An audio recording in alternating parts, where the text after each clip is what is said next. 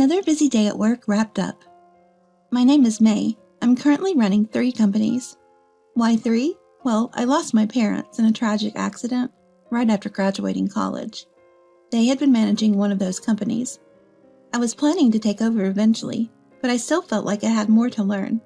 Then grief and uncertainty hit me like a ton of bricks. Thankfully, the employees who had known me since I was a child said, "We'll support you, so let's give this our best shot." That gave me the resolve to take over the family business. At first, I relied heavily on their help, but after 3 or 4 years, I could handle things on my own. The business took off, and the team grew. I went on to start a second and then a third company, expanding our operations even more. Though work got busier, every day felt fulfilling. The work helped ease the pain of losing my parents, and that's when I met Tom. Tom was a client representative. The moment I met him, I felt this is the man I'll marry. It was pure intuition. We'd only talked business a few times, but I felt that if I could build a trusting relationship with him, we'd make it through anything. He would be someone who valued our friendship and would stand by me. For some reason, I felt that way. I had never been particularly interested in romance, but the moment we met, I got it. Just like some people say you'll know when you've met your spouse, I felt destiny with Tom. From then on, we naturally started going out for meals, dating, and eventually got married. Tom understood my work commitments, and while he often had to travel abroad for his own job, I was fine with it. We called it solo assignments. One day when Tom was back in town and work had slowed down a bit, we went to a family meeting at his parents' place. Tom had lost his dad when he was young and grew up in a single-parent household. I had always imagined he must have had his share of hardships. Sonia, who would be my mother-in-law, welcomed us warmly. That day, we chatted a lot with Tom and Sonia over dinner. For the first time in a while, I felt the atmosphere of a family, and it made me slightly happy. That's when Sonia mentioned she was feeling lonely. After talking it over with Tom, we decided that I would move in with Sonia at the in-laws' house. Tom traveled for work a lot, so I thought that having family around would offer a sense of security. I later realized this was a mistake, but at the time, I was just happy to gain a family.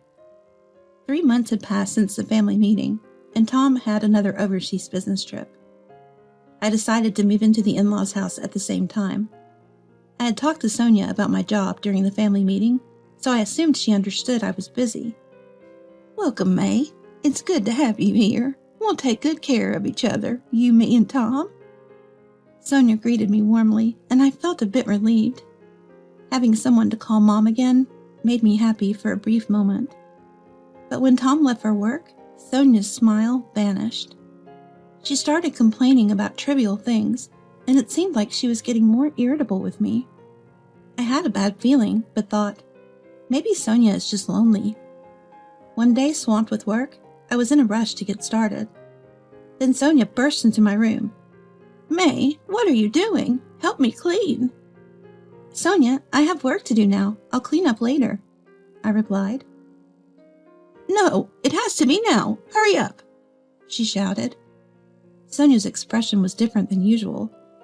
It was so cold, you wonder if she ever looked like this before. "Fine, let's get it done so I can work," I thought, and helped her clean. It took about 2 hours, but we finished.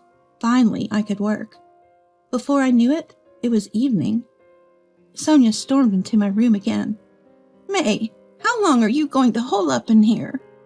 "Sonia, please wait. I'm in the middle of some important work." "What are you talking about? You're just playing on your computer." "It's not play, it's called remote work," I tried to explain. "Don't give me that nonsense. You're just unemployed. I saw it on TV," she yelled. Even though she had nodded along when I talked about my work at the first family meeting, I was at a loss. She just wouldn't understand. Both Tom and I were busy, so we probably couldn't contribute much to the household chores. However, I had been contributing $5,000 a month to the in-laws' house to make Sonia's life easier. That's enough to hire a housekeeper. I had left the finances up to Sonia, hoping it would make our daily lives easier. Sonia herself had also said she wanted to be in charge of managing the household budget. Despite this, things turned out this way. Did she want to teach me how to be a proper daughter-in-law? At that moment, I was still optimistic, not wanting to ruin my newfound family. Months later, Tom's sister, Kathy, arrived at the in-laws' house. At the same time, Sonia, suspecting that I was unemployed, seemed to have reached her limit. It looked like Sonia was the one who called Kathy. As soon as Kathy entered my room, she said, "So, you're the unemployed daughter-in-law, huh?" "Oh, not you too." I was perplexed. "No, I'm not unemployed. I have a job," I responded. I didn't hold back, but what can you expect? She's Sonia's daughter. She just wouldn't listen. She's a spitting image of her mom, I thought. Ever since then, Kathy has been coming over almost every day, shouting insults like unemployed and antisocial through the door along with Sonia. It's like listening to a duet of reclusive frogs. I just chalked it up to, this must be rural San Diego. You're bound to hear some croaking frogs, and let it roll off my back. It's not like I'm running 3 businesses for nothing. I've worked hard to develop a thick skin. I don't want to worry Tom, who's working hard overseas. I'll have a good talk with him once he's back. By the way, Kathy's already married. Her husband's a workaholic who doesn't interfere with whatever she does, or so it seems. Maybe he should start. Why is he even married to someone like this? Does he even know what's going on? But this can't go on forever. It's exhausting. I was starting to feel that way. Eventually, it seemed that my resolve was starting to annoy Sonia and Kathy. One day, Kathy started ramming my door. I told her she was going to break it, but she broke it and came in anyway. Well, she finally did it. I had the feeling their harassment had intensified. "Hey, unemployment queen, Mom and I are fed up. Can you please leave?" Sonia, beside her, was nodding in agreement. When I asked what she meant by leave, she said, "You barely help around the house and just stay in your room being antisocial. You're just in the way. Mom and I, her favorite, want to live here together. And Tom's okay with it," she added. Sonia, maybe feeling emboldened, said, "I'd be happier that way." I found out they'd been bad-mouthing me to the whole family. That same night, a man named John, claiming to be a relative, showed up and started berating me. "It's unbelievable that someone who's agreed to live with us is just antisocial," he screamed.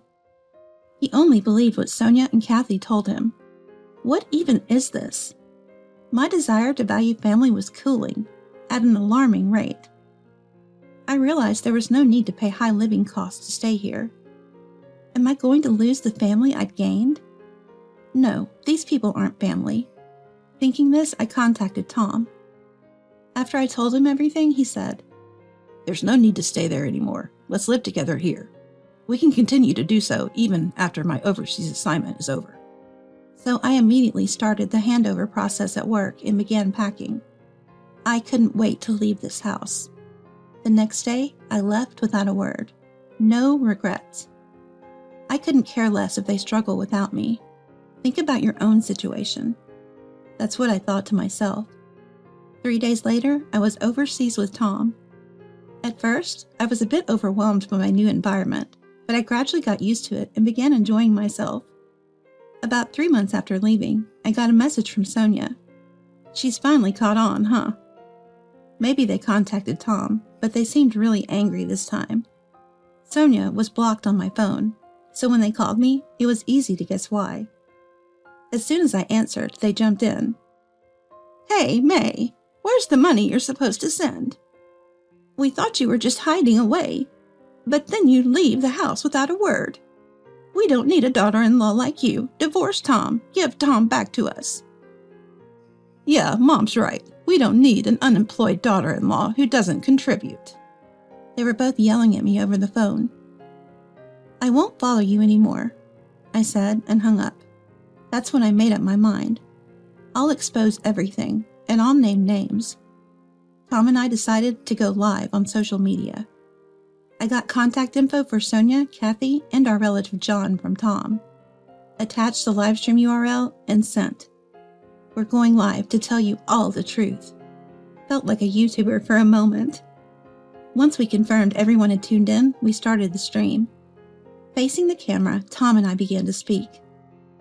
I know this is sudden, but we want to share what Sonia and Kathy have been doing to me.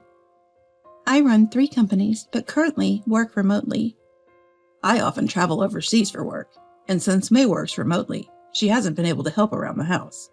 To ease the burden on Mom, May has been contributing about $5,000 a month to the household.